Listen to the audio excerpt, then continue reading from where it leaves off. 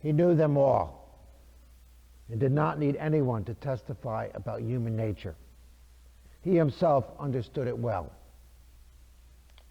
He understood that it didn't take long for people to turn the magnificent new temple, a wonder of the ancient world, into a marketplace.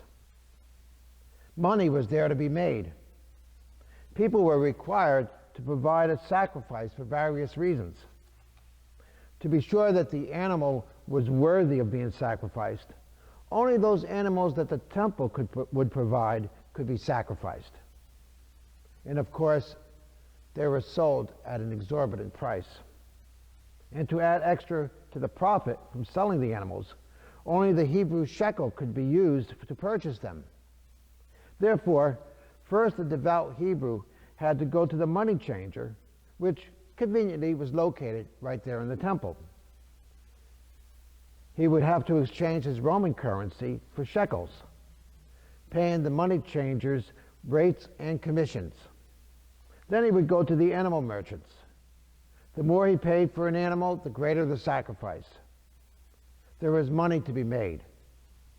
It was easy to turn the worship of God into a cash cow, both figuratively and literally. There were people who used the temple worship to make money. There were and are people who use religion to make money. It's said that a visitor to the Vatican was overwhelmed by the beauty of the Basilica of St. Peter's. He saw a priest as he was walking across St. Peter's Square, and he said to him, "What did this cost?" The priest answered, "Northern Europe." The determination to raise money to build the basilica led money-grubbing preachers to sell indulgences at a nifty price. In Germany, the preacher Johann Tetzel promised release from purgatory for buying dispensations to support the building of St. Peter's. Departed loved ones could be freed. As the money clinks into the money chest, the soul flies out of purgatory, he and others like him proclaimed. He even promised release from punishment due to the buyer's personal sins, even sins the buyer had not yet committed. The indulgence sellers raised quite a bit of money for the building, for themselves, and for all up the ladder to the papal coffers. And as you know, the selling of indulgences tipped Martin Luther off. He challenged the church on this issue and 94 others, and began what came to be known as the Protestant Reformation. And Northern Europe ended up becoming Protestant. Now, don't get the idea that the reformers were so pious and pure in their intentions. Leaving the Roman Catholic Church gave kings and dukes and earls and counts the opportunity to seize the property of the church. There were vast monastic lands that supported the local towns and villages. These were taken.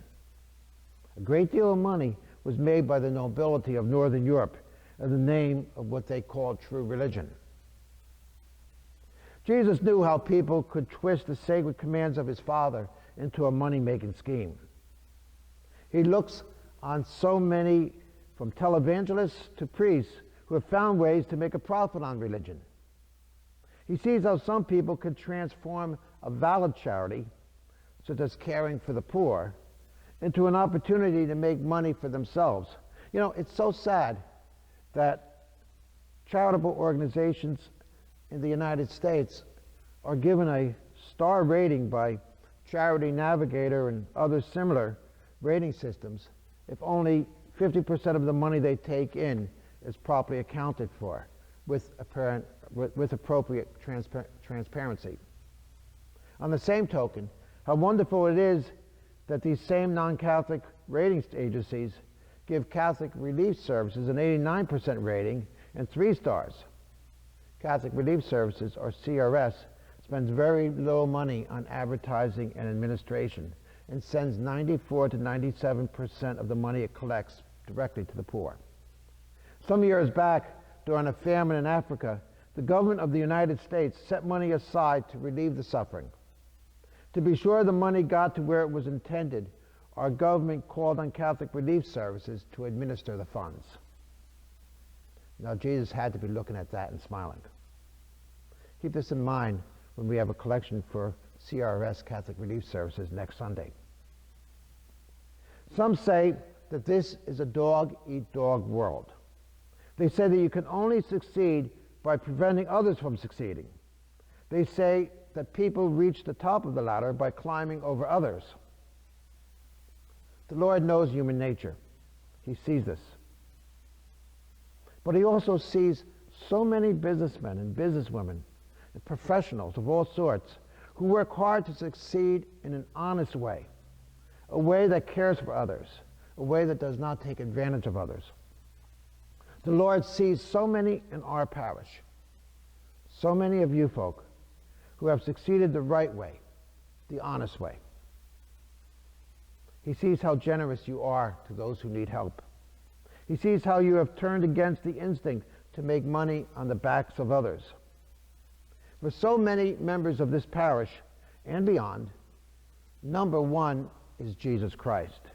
And so when they hear the saying, take care of number one first, they don't see themselves as the reason for their work.